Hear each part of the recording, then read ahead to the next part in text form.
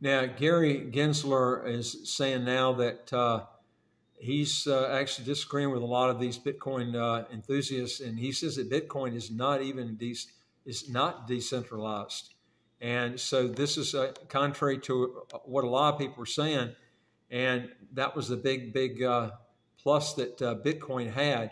So anyway, I wanted to go over this with you just so you'll have a little bit of knowledge on this. And I know a lot of people probably have read this, but this is one of the big advantages of Bitcoin, and or at least they were saying it was one of the biggest advantages of Bitcoin, but the SEC is saying otherwise.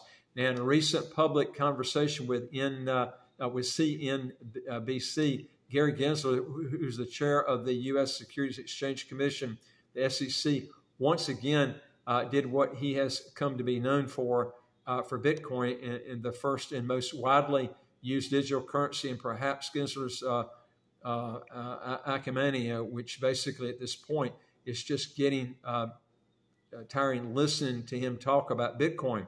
Anyway, this time the SEC boss boldly said that Bitcoin is hardly the beacon of decentralization it's touted to be. Now, Gensler has frequently positioned as a central figure in the battle against ransomware and other malware attacks, further complicating the narrative around Bitcoin's role in the modern financial ecosystem. Now, what exactly does Gensler even mean talking about this? Well, when the CNBC interviewer floated the term decentralization in the midst of their dialogue, aiming to cast Bitcoin in the unusual revolutionary light, Gary Gensler didn't just disagree, he practically cut him off with a blunt. And basically, he stated it's not that he says it's not decentralized.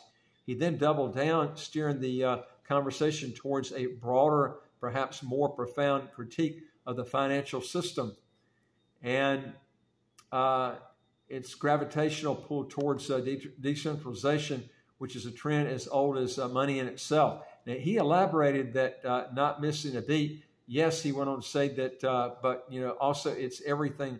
You got to look at how the financial trends towards decentralization since antiquity. And he mentioned in his argument that the cryptocurrency ecosystem, despite its high-minded ideas of decentralization, isn't all that different, with only a select few entities really understanding or controlling the majority of the so-called decentralized assets. Gensler threw a bucket of cold water on the fiery idealism surrounding Bitcoin's revolutionary ledger technology.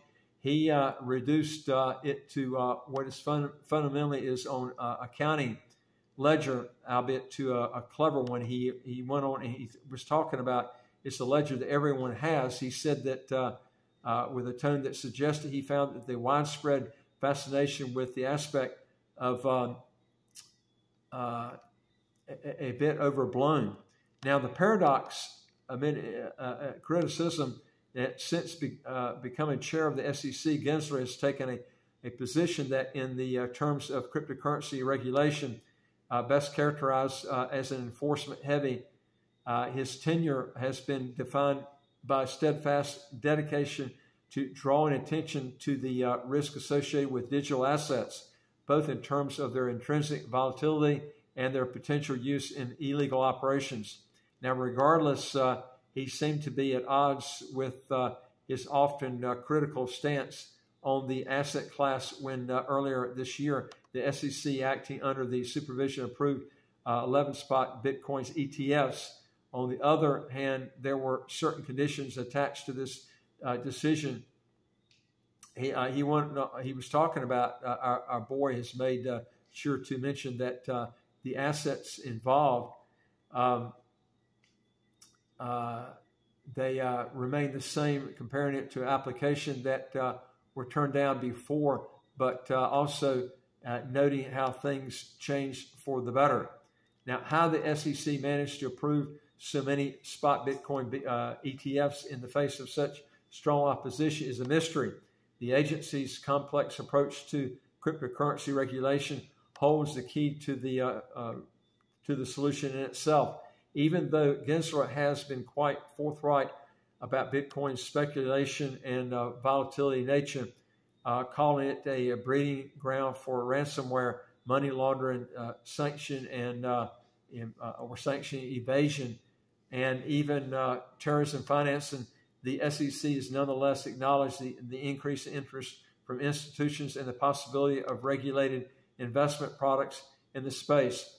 This duality highlights the complicated regulated environment where innovation and risk abound necessitate a middle ground that does not hinder development while ignoring the possibility of abuse. Anyway, folks, if you want to learn more on this, how to legally get your income taxes to zero, how to get a second passport as quick as 4 to 8 months, do 3 things. Hit the subscribe button at the right of your screen right here, and you get new videos automatically as they come out. And number 2 is I would like to hear from you. If you got a question or comment, put it below. And number 3 is go to our website, www.citizenshipquickly.com, and just ask for some help. And I look forward to talking to you in the next video. Take care.